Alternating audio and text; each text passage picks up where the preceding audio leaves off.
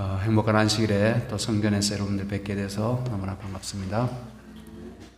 또 가정에서 또 여러 각지에서 방송으로 예배에 참석하시는 우리 성도님들께도 하나님께서 이 시간 큰 은혜를 내려주시기를 간절히 바랍니다. 오늘 저녁에는 신명기 7장에 있는 말씀을 함께 공부하도록 하겠습니다. 신명기 7장은 아마 반복되는 말씀들이 많이 있습니다. 그런데 반복되는 말씀들은 할 말이 없어서 반복된다고 보기는 어렵고요. 그렇지 않다고 저는 확신합니다. 이 반복되는 것은 그만큼 중요하기 때문에 신신당부하는 것 같아요. 우리 부모님들이 예전에 하신 말씀 또 하고 하신 말씀 또 하고 똑같은 말씀을 계속 반복했던 그런 기억이 있습니다. 예를 들면은 차 타고 갈 때 차 조심해라, 또 불 조심해라, 이런 말씀들은 계속 반복하시잖아요. 그런 것처럼 이 성경에도 보면 중요한 말씀들은 정말 어떻게 보면 계속 반복되는 것을 볼 수가 있습니다. 신명기서에 특별히 좀 그런 게 많은 것 같습니다. 여러분께서 인내하시고 이 말씀을 다시 한번 마음에 새기시는 그런 시간 되셨으면 좋겠습니다. 첫 번째 말씀은 1절부터 5절에 있는 말씀인데요. 가나안 족속들에 대한 당부입니다. 이 가나안 족속들을 어떻게 이스라엘 백성들이 취급할 것인지 그들에 대한 당부의 말씀이 1절부터 5절에 있는 말씀입니다. 내 앞에서 여러 민족, 헷 족속, 기르가스 족속, 아모리 족속, 가나안 족속, 브리스 족속, 히위 족속, 여부스 족속, 이 가나안 7족이라고 그러죠. 대표적인 가나안 7족인데 그들이 많고 힘이 있었다고 합니다. 이스라엘 백성들보다 중다했을 뿐만 아니라 힘이 이스라엘보다 더 강인한 그런 7 족속들이었는데 그들을 쫓아내실 때에 하나님께서 그들을 너에게 붙여 너로 치게 하시리니 이 말씀을 하나님께서 하십니다. 붙였다고 하는 말씀을 제가 한번 드린 기억이 있는데 하나님께서 승리케 하시고 또 하나님께서 반드시 함께 하시겠다는 표현, 그들에 대한 어떤 심판이나 채찍을 이스라엘에게 맡기셨다라고 하는 그런 표현이 되겠습니다. 그래서 너에게 붙여 너로 치게 하시리니 그때에 너는 그들을 어떻게 하라고요? 진멸하라. 그들과 무슨 언약도 맺지 말라. 그들을 불쌍히 여기지도 말라.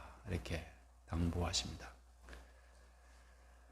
어떻게 보면 좀 하나님께서 심하신 것 같아요. 그들을 진멸하라. 우리가 전에도 한번 봤지만은 생축뿐만 아니라 유아 노소를 막론하고 그들을 진멸하라고 하는 그런 경우도 있었고, 또 어떤 경우에는 또 가축들은 살리고 사람만 진멸하도록 하기도 하고, 또 어떤 경우에는 남자를 알지 못한 사람은 살려두고 그 이상을 죽이기도 하고, 하여튼 여러 다른 그런 경우들이 있었는데 그것은 그들의 죄의 경중에 따라서 주권자이신 하나님께서 결정을 하시고 이스라엘은 그에 따라서 일하도록 하나님께서 그렇게 하신 것입니다. 그래서 그들을 진멸할 것이며, 그래서 가나안 7족은 어떠했다는 것을 우리가 짐작할 수 있습니까? 그들을 진멸하라고 말씀했으니까 그들이 매우 타락했고 그들이 선을 넘었기 때문에 하나님의 어떤 자비의 한계를 이미 넘어섰기 때문에 그들이 돌이킬 가능성이 전혀 없기 때문에 하나님께서 그들을 진멸하라고 말씀하십니다. 또 그들과 언약, 어떤 평화 협상이나 그들과의 어떤 거래나 이런 것들을 하지 말고 또 무엇보다도 그들을 불쌍히 여기지도 말라 이렇게 당부를 하십니다. 때때로 인간적인 어떤 그런 연민 혹은 우리 인간의 어떤 그 너그러움이 죄를 조장할 때가 있습니다. 어떻게 생각하세요? 우리 자녀들에 대한 때로는 정말 호되게 야단을 쳐야 되는 순간에 그 자식에 대한 연민 때문에 그렇게 하지 못하고 넘어갈 때가 많아요. 근데 그것을 진작에 더 어렸을 때 했더라면 그 자식이 똑바로 컸을 텐데 보통 요즘 아이들이 뭐 기하고 그렇게 하다 보니까 그렇게 하지 못하는 경우도 많고 또 뭐 사회법이 또 강해져서 아동 학대니 뭐 이런 것도 있고 그래서 학교에서도 처벌을 하지 않고 체벌을 하지 않고 이렇게 하다 보니까 참 요즘 아이들 예전에 어떤 그 전통적인 가치관이나 또 교육관으로 양육하기가 참 어려운 시대가 된 것 같습니다. 그래서 그냥 멋대로 자라는 것, 나무로 치면은 그냥 뭐 자라는 대로 방치하다시피 하는 것 같습니다. 근데 열매 맺는 나무가 되게 하기 위해서는 가지치기가 필요하잖아요. 잘못된 방향으로 나가는 가지는 가감하게 잘라야 되죠.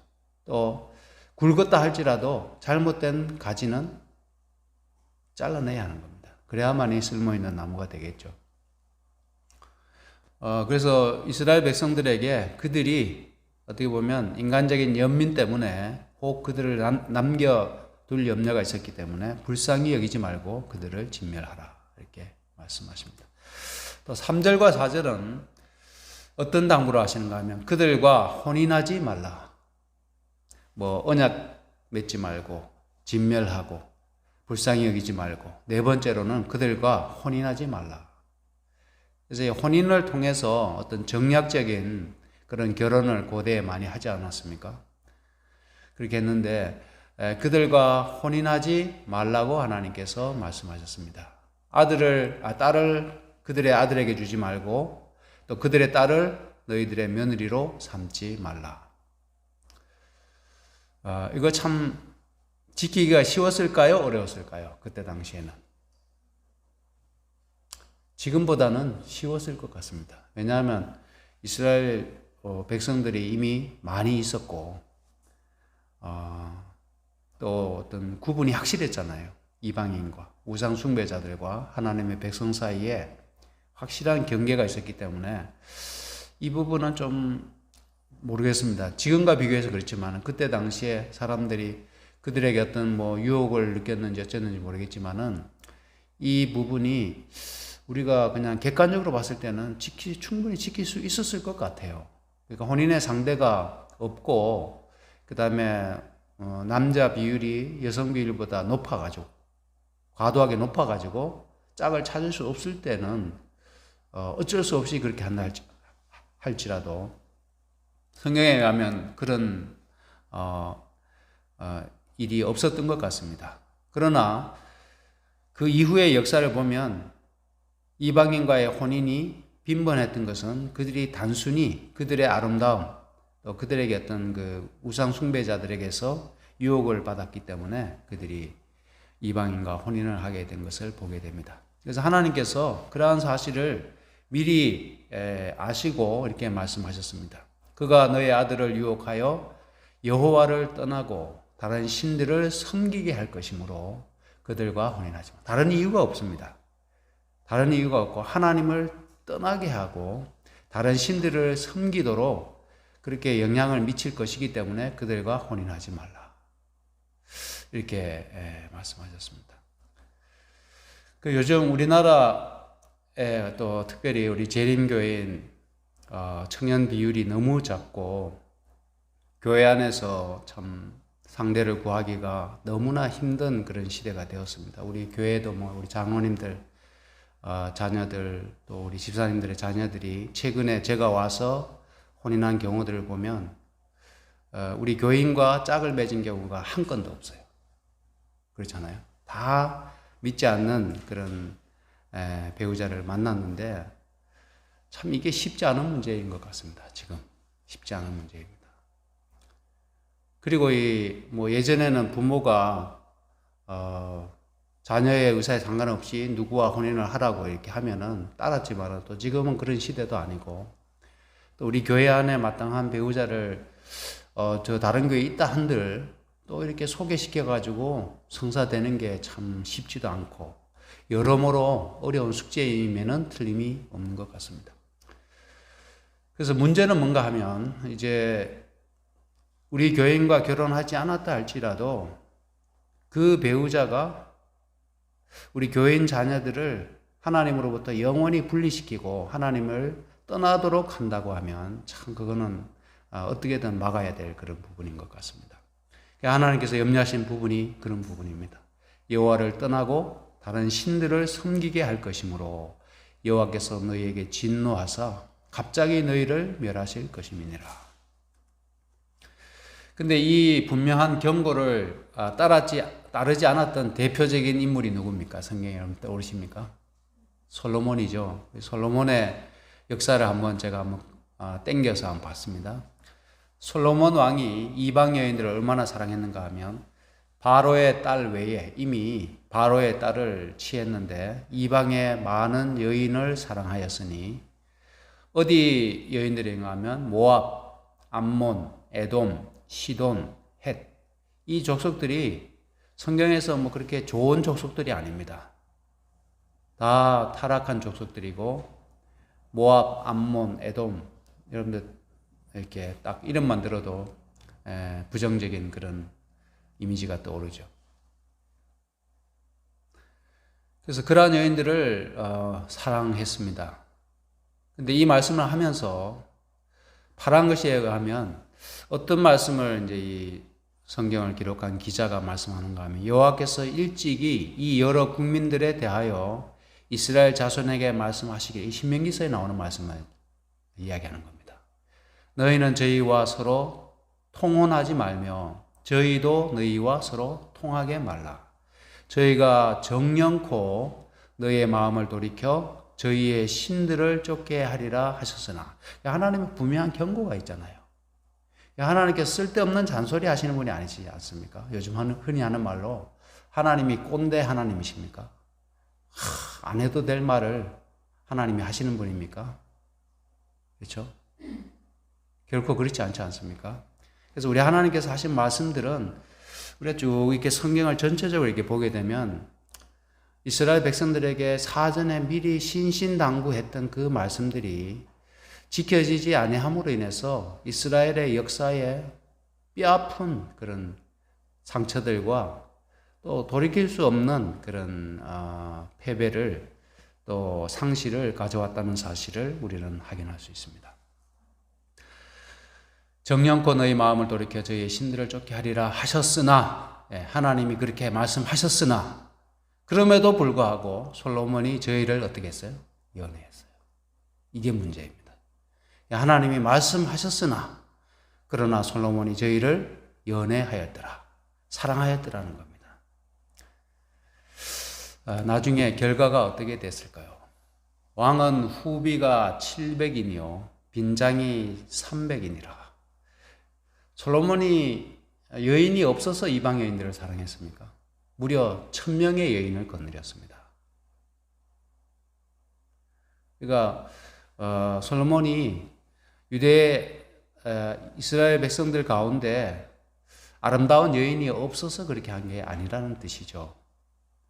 그래서 이것은 틀림없이 하나님의 말씀을 정면으로 거스르고 자신의 어떤 그 욕망을 쫓았다는 것을 우리가 알 수가 있습니다. 솔로몬의 나이 늙을 때에 보통 이 표현은 한 70을 그때 당시에 늙을 때라고 표현합니다. 솔로몬의 나이 늙을 때에 왕비들의 그 마음을 돌이켜 다른 신들을 쫓게 하였으므로 왕의 마음이 그 붙인 다윗의 마음과 같지 아니하여 그 하나님 여호와 앞에 온전치 못하였으니, 이 빨간 것이 보면 정말 굉장히 충격적입니다. 시돈 사람의 여신 아스다롯을 쫓고, 여러분 아스다롯이 어떤 신인지 아시죠? 암몬 사람의 가증한 밀곰을 쫓습니다. 가증한 밀곰을 쫓습니다.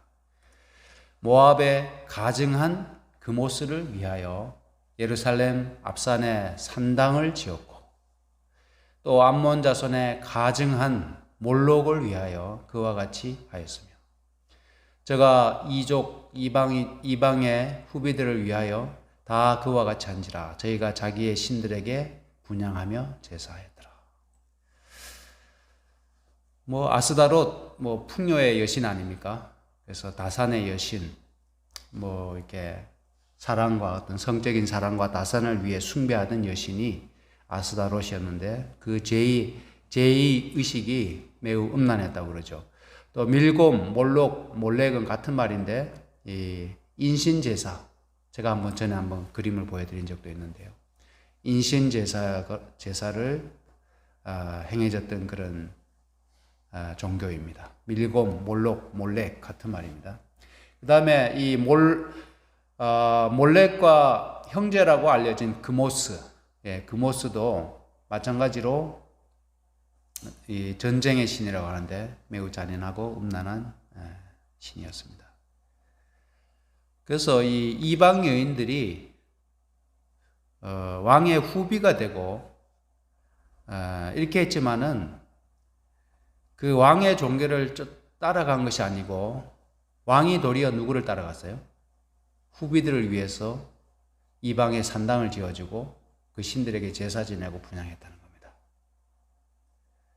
우리 사람은 세상과 섞였을 때 세상에 영향을 미쳐야 마땅한데 영향을 받기 쉽다는 겁니다.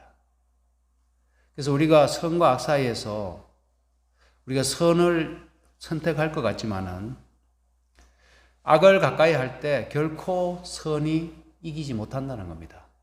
적어도 죄인에게 있어서는. 그래서 우리는 하나님의 말씀을 쫓아서 최대한 멀리 하는 게 가장 상수입니다. 가까이 하면서 이긴다고 하는 그것은 매우 어떻게 보면 위험한 선택이고 어리석은 선택입니다. 그래서 솔로몬이 이방 여인들 다 쫓아갔어요. 하나같이. 산당을 지어주고 제사를 드리고. 그 솔로몬이 얼마나 지혜로운 왕이었습니까? 하나님께서 그에게 이 세상의 어떤 사람들보다 더 지혜롭게 한 그 왕조차도 하나님의 말씀을 어기고 이방 여인들과 결혼함으로 인해서 그가 타락의 길을 걷게 된 사실을 우리가 주목해야 합니다. 재림신도의 가정 63페이지 보시면 이런 말씀이 있습니다. 하나님의 백성들은 결코 금지된 지역에서 모험을 해서는 안 된다. 사실 솔로몬이 이방 여인들을 사랑한 것은 이스라엘 여인들과 달랐기 때문에 사랑했겠죠. 그죠? 색다른 매력이나 어떤 그런 모습에 끌렸을 겁니다. 그러나 하나님께서 금지하신 것입니다. 그래서 그 금지된 곳에서 모험을 해서는 안 된다. 신자와 불신자 사이의 결혼은 하나님께서 금지하시는 것이다. 그러나 변화되지 못한 마음이 그 욕망을 따라 성화되지 못한 마음이 그 욕망을 따라 하나님께서 제가 하시지 않는 결혼을 하는 일이 너무도 많다. 이 까닭으로 많은 남녀들이 희망도 없이 하나님도 없이 이 세상에 산다. 그들의 고상한 포부는 죽고 그들은 환경의 사슬로 사단의 그물에 붙잡힌다. 정열과 충동으로 지배된 자들은 이 생에서 불행한 수확을 거둘 것이요 그들의 행로는 영혼을 잃는 결과를 가져올 것이다. 통렬한 책망입니다. 통렬한 경고입니다. 그래서 저도 이제 아이들이 지금 동엽이도 뒤에 있지만은 동엽이나 이제 사담이가 좀 몇 년 있으면 또 결혼을 하게 될 텐데, 저희들이 어렸을 때부터 그 얘기는 쭉 해왔습니다. 믿는 짝하고 결혼해야 된다는 걸 계속 세뇌를 시켜왔는데, 모르겠어요. 이제 나중에 어떻게 되는지 봐야 되겠지만은. 그래서 우리는, 이것이 부모로서 참, 우리 지금 자녀도 이제 커가고 있고 이렇게 한데, 매우 이 문제를 굉장히 심사숙고하고 우리가 무겁게 받아들여야 합니다. 하나님께서 그 위험성에 대해서 얼마나, 어떻게 보면 제가 이제 한 말씀만 여기 올렸습니다만은 얼마나 많은 그런 경고의 말씀들과 이 부분에 대한 금지의 말씀들을 주셨는지 모릅니다. 5절입니다. 오직 너희가 그들에게 행할 것은 이러하니 그들의 단을 헐며 주상을 깨뜨리며 아세라 목상을 찍으며 조각한 우상들을 불사를 것이라. 헐며 깨뜨리며 찍으며 불사르라. 이것은 뭔가요? 다 그 우상의 잔재들, 우상과 관계된 모든 것을 제거하라는 것이죠. 그래서 하나님께서 가나안 땅에 그들을 들이실 때 그 이방 민족들의 그 어떻게 보면 매우 잔인하고 매우 음란한 종교의 흔적까지라도 다 말살, 어떻게 보면 깨끗이 청소하기를 하나님께서 명령하셨습니다. 그래서 우리의 삶 가운데서도 우리가 어떤 옛 사람의 잔재, 옛 사람의 어떤 쓴뿌리, 옛 사람의 악습, 옛 사람의 죄된 습관이나 이런 것들이 있다고 하면 우리가 그러한 것들을 여기 말씀처럼 헐며 깨뜨리며 찍으며 불살라야 합니다.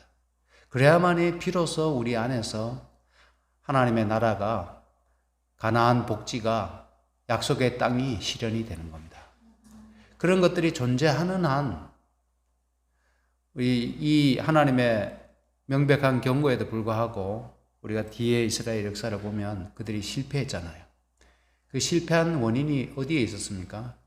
그들이 하나님의 이러한 분명한 경고의 말씀을 무시했기 때문에 그들이 실패했습니다. 두 번째로는 6절부터 8절의 말씀인데 이스라엘을 택하신 이유가 나옵니다.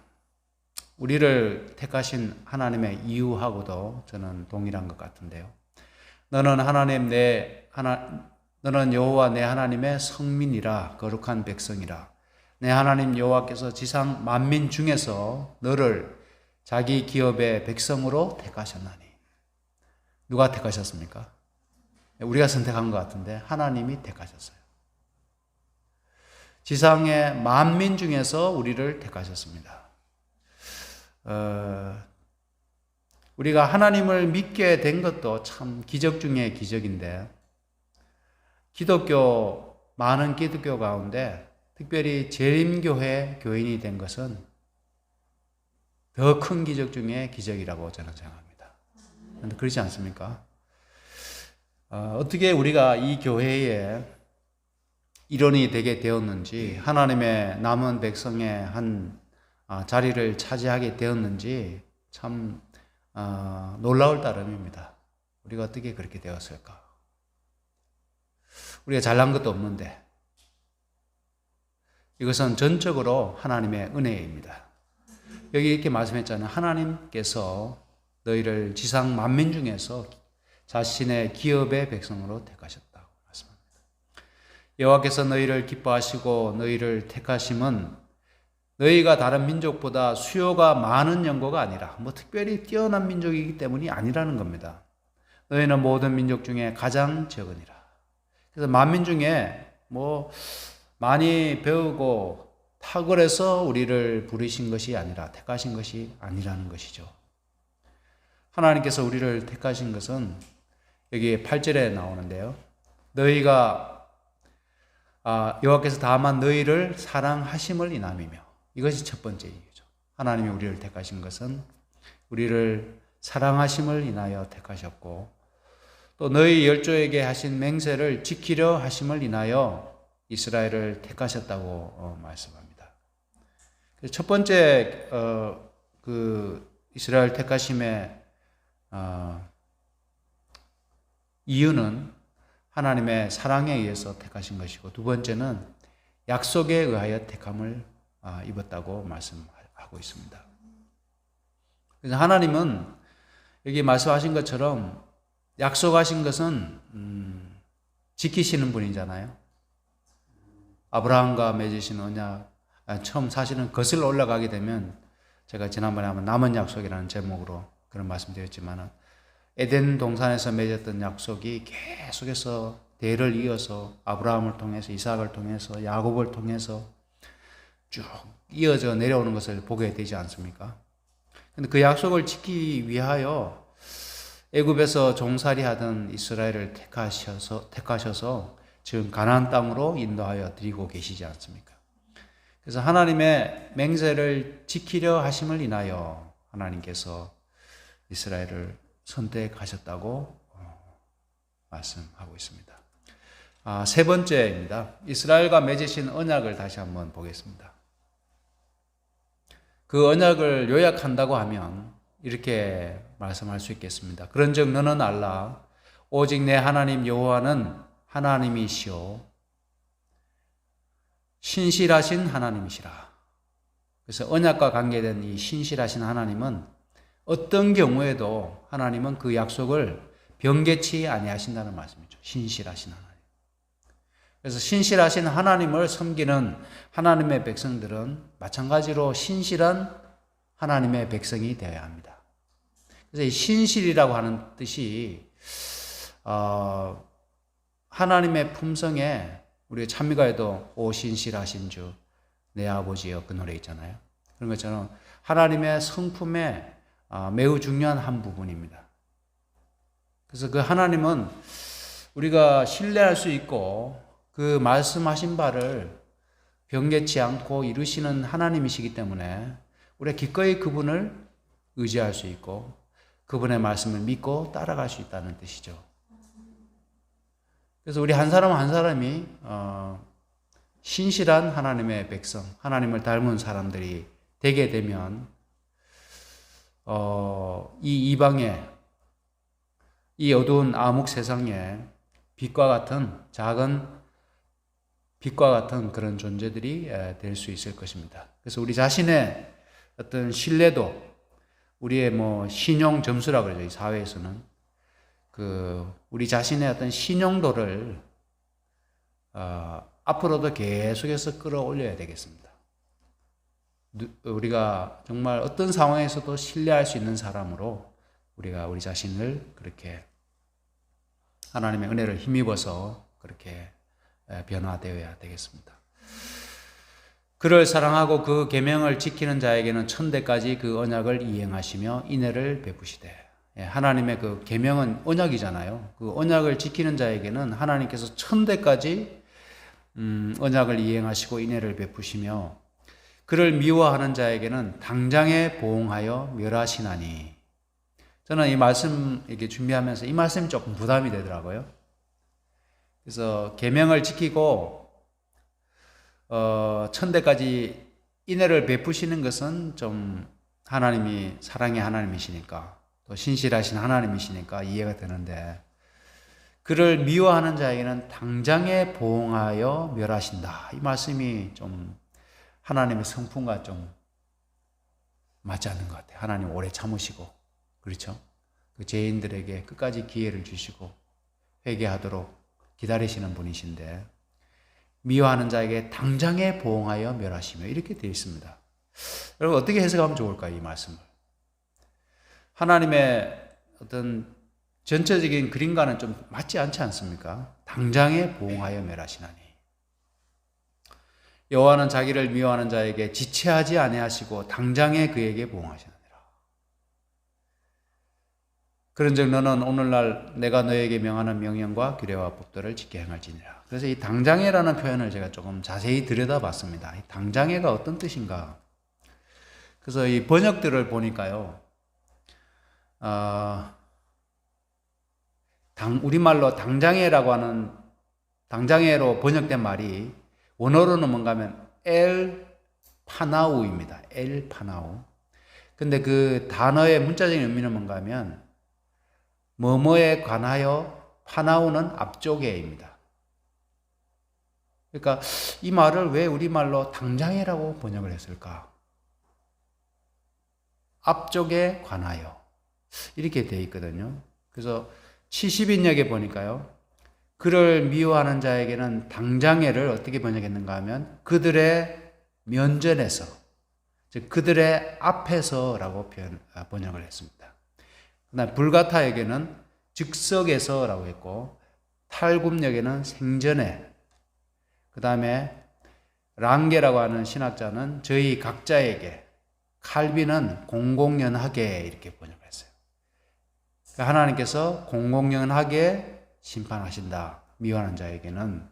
또 저희 각자에게 그 하나님께 불순종한 것에 대하여 하나님께서는 보응하신다. 뭐 하여튼 신학자들이 이렇게 번역을 했습니다. 그래서 이것을 정리를 해보니까 이 당장해를 이렇게 이해하면 좋을 것 같습니다. 하나님을 거역하고 그의 계명을 지키지 않는 자, 즉 하나님의 계명에 불순종하는 자죠. 언약을 지키지 않는 자에게는 자신은 물론 주위 사람들도 분명히 깨달아 알 수 있게끔 그들의 면전에서 하나님의 진노가 임한다는 뜻이다. 이렇게. 그래서 하나님의 언약을 어긴 자는 자신뿐만 아니라 다른 사람들도 다 알 수 있을 정도로 구체적으로 확실하게 하나님의 심판이 임한다. 이런 뜻으로 우리가 이해하면 좋겠습니다. 그래서 하나님께 불순종한 사람을 당장에 하나님이 막 불을 내려서 멸하신다. 이건 아니지 않습니까? 그래서 이 당장이라는 이 표현이 우리 한국말이 조금 적당한가 하는 것은 좀 의문의 여지가 있고요. 예를 들면은 이런 어떤 상황과 비슷한 것 같아요. 법을 자꾸 어기는 사람은 어떻게 될까요? 법을 자꾸 어기는 사람은. 예를 들어서 신호등을 자꾸 습관적으로 어기는 사람은 언젠가는 뭐 하게 됩니까? 교통사고 나잖아요. 신호등을 습관적으로, 예를 들어서 노란불인데 항상 서는 사람이 있는 반면에 노란불에 전속력으로 달려서 빠져나가는 사람이 있어요.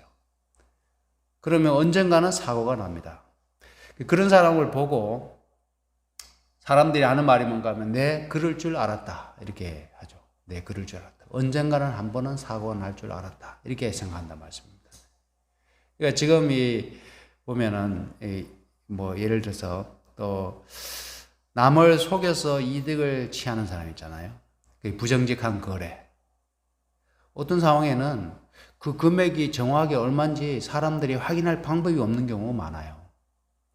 뭐 차 수리할 때, 뭐 견적 낼 때, 이게 도대체 얼마인지 부르는 게 값일 경우가 참 많이 있습니다. 근데 그럴 경우에 어떤 양심의 어떤 소리나 자신의 어떤 그 하나님의 음성에 쫓지 않고 욕심을 쫓아서 습관적으로 하는 사람은 언젠가는 그 삭을 거두게 된다는 겁니다. 그 자신이 못 거두면 그 가족이나 그 자식까지라도 그 영향을 받게 된다는 것이죠. 그래서 하나님께서 하신 말씀은, 여기서 하신 말씀은 하나님의 말씀에 불순종하는 자는 언젠가는 그 앞에 그 쓰디쓴 결과를 거두게 된다는 이런 의미입니다. 그래서 이것을 문자적으로 당장에 하나님이 벌 주신다 이렇게 받아들이지 마시고 하나님의 말씀을 어기고 살아가는 사람은 언젠가는 그의 앞에서 그 대가를 거두게 된다. 이렇게 이해하시면 가장 좀 적절하지 않을까. 이제 네 번째입니다. 네 번째 12절부터 15절에 하나님께서 이제 언약을 다시 한번 반복하셨고 그 이후에 나오는 말씀은 언약에 신실할 때 받을 복을 말씀해 주십니다. 저는 이 복을 보면서 하나님 믿는 게 남는 장사다.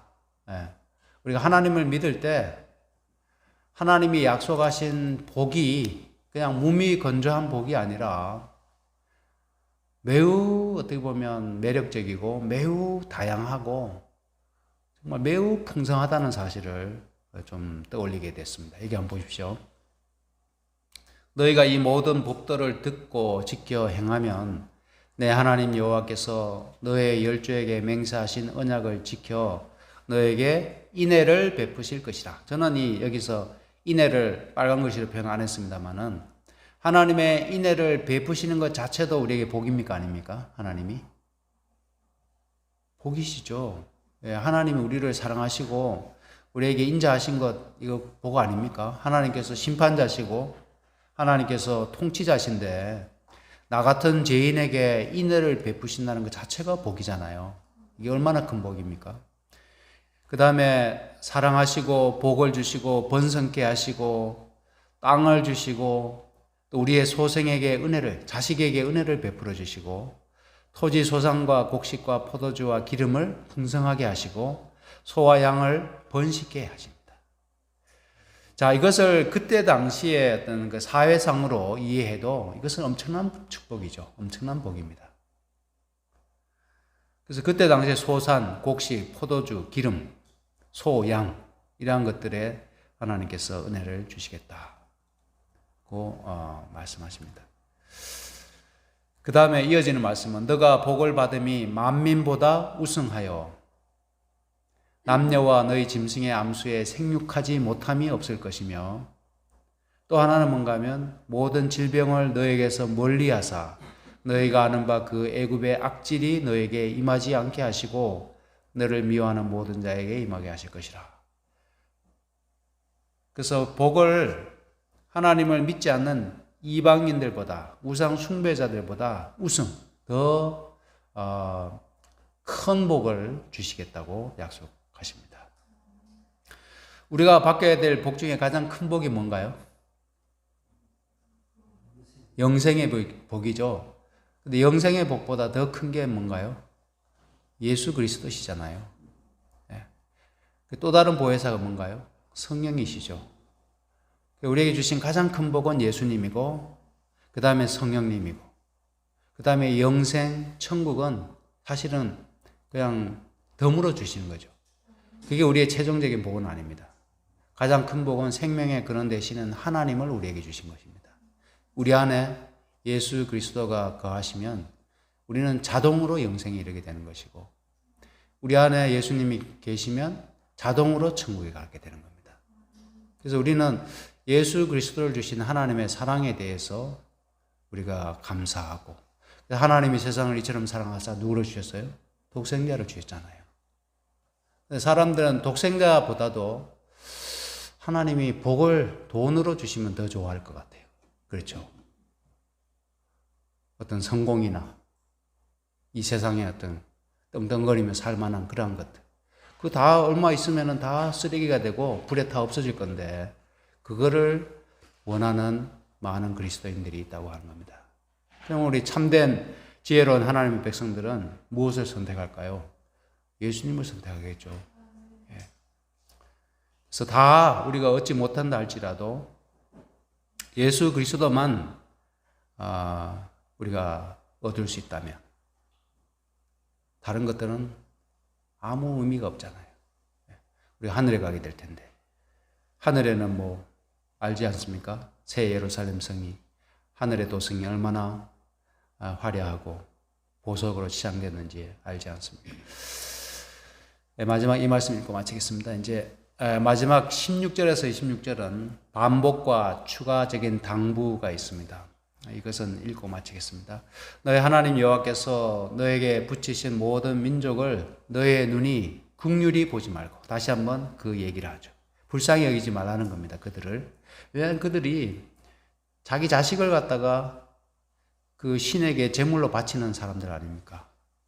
자기 자식을 불에 태워서 신에게 바치는 그 사람들을 불쌍히 여기지 말라는 거죠. 그 신을 섬기지 말라. 그것이 너에게 반드시 올무가 되리라. 너가 혹시 심중에 이르기를 이 민족들이 나보다 많으니 내가 어찌 그를 쫓아낼 수 있으리요? 아마 불가능하게 보였다는 거죠.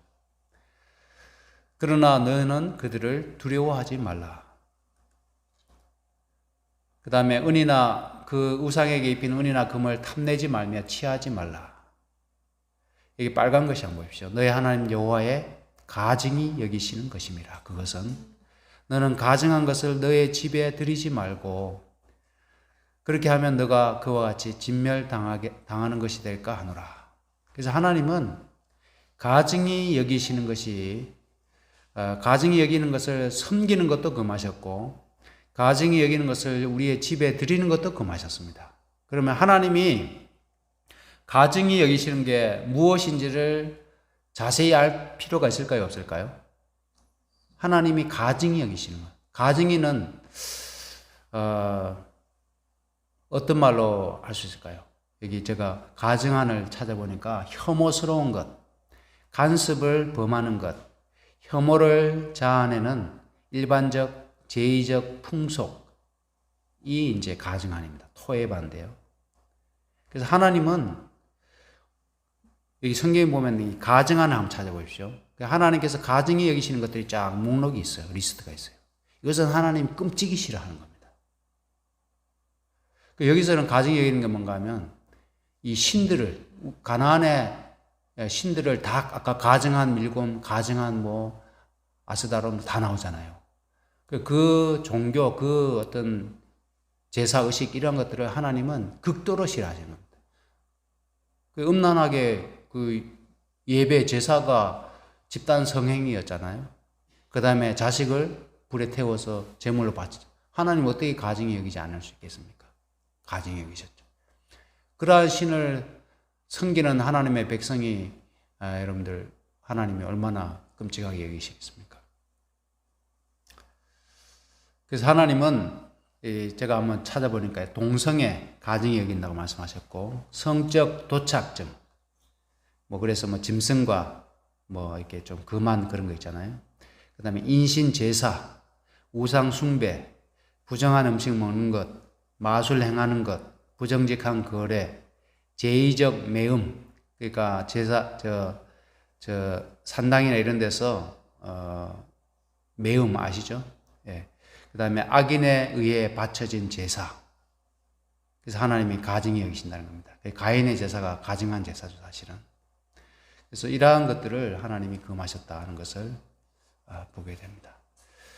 자, 그래서 이 가증한 것들은 나중에 보면 심판과 관계가 되어 있어요. 멸망에 가증한 것이 서지 못할 것에 선 것을 보거든. 여기 다른 표현을 하면 멸망에 가증한 것이 거룩한 곳에 선 것을 보거든. 너희는 뭐 하라고요? 도망하라. 도망하지 않으면 같이 멸망하니까. 예. 계시록에도 큰 바벨론이라 땅의 음녀들과 가증한 것들의 음이라. 어떻게 됩니까? 무너지잖아요. 내 백성아 거기서 나와서 그들의 죄에 참여하지 말고 그들의 받을 심판을 받지 말라고 말씀했잖아요. 그래서 하나님이 가증히 여기는 것들이 무엇인지를 우리가 이 성경, 구약 성경을 폐했다고 생각하시면 안 됩니다.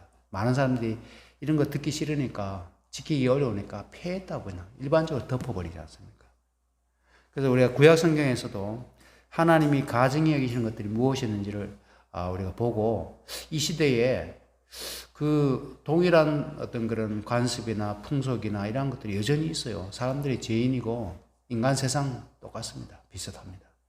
그래서 우리가 그런 것들을 우리가 하나님 싫어하는 것들을 기꺼이 버리고 그렇게 하나님의 온전한 백성으로 우리가 살아가도록 우리가 날마다 노력하고 또 지혜를 배우고 또 믿음대로 살아갈 수 있는 여러분과 제가 되기를 간절히 바라면서 말씀을 마치겠습니다.